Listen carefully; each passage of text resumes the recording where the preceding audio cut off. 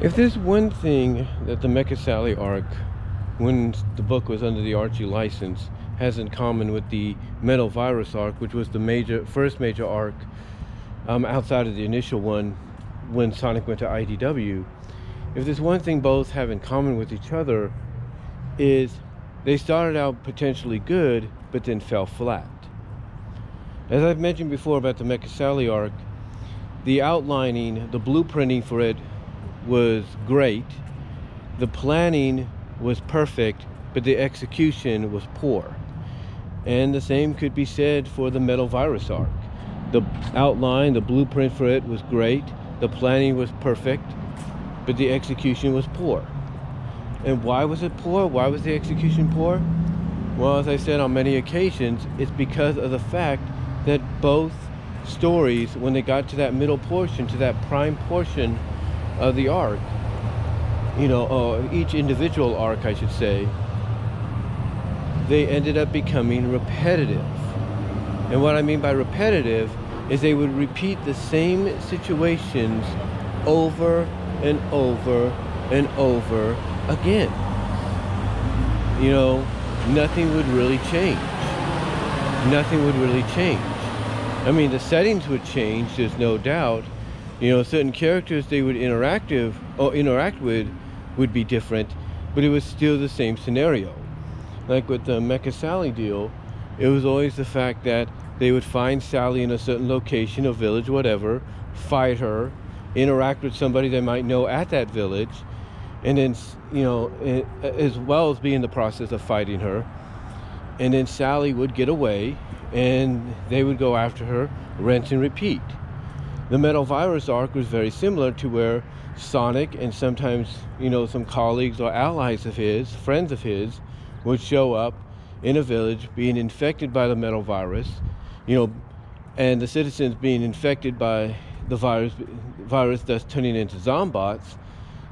And you would have rinse and repeat here because you would have, like I said, Sonic and his colleagues, friends, show up at that village, that location, try to save as many citizens as they can, fight off already infected citizens. You would have and thus in the process you would have one or two major characters get infected themselves, and then after that was all said and done, it would be rinse and repeat. It would be rinse and repeat. Now the only difference between the two is that Ian Flynn got to complete his magnum opus for IDW, which was the Metal Virus arc. He was able to see it through. He was able to see it from beginning, middle, and end.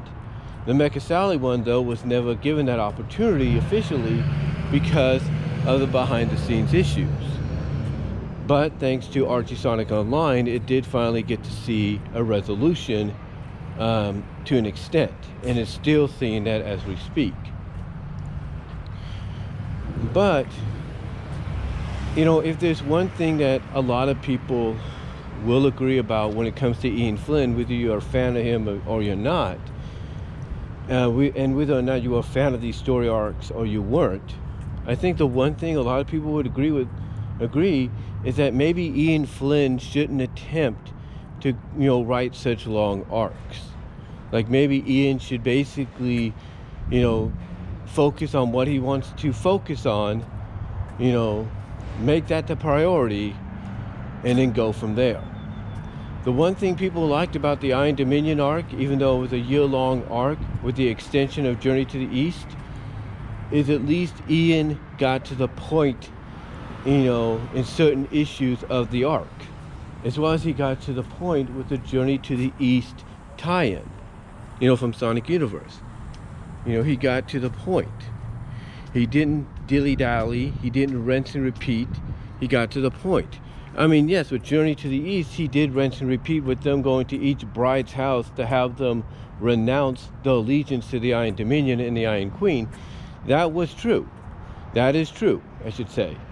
But there was always something different about it. There was always a different, challenge, or there was always a different situation or agreement or discussion or meeting. There was always something different about it, even though it was just the same thing, that they would be doing and repeating issue after issue. There was always something different.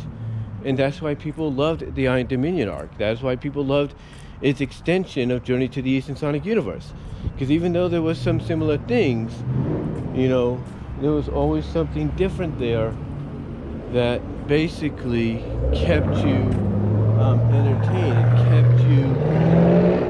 It kept you entertained. It kept you intrigued, and it kept you wondering what was next on the dock.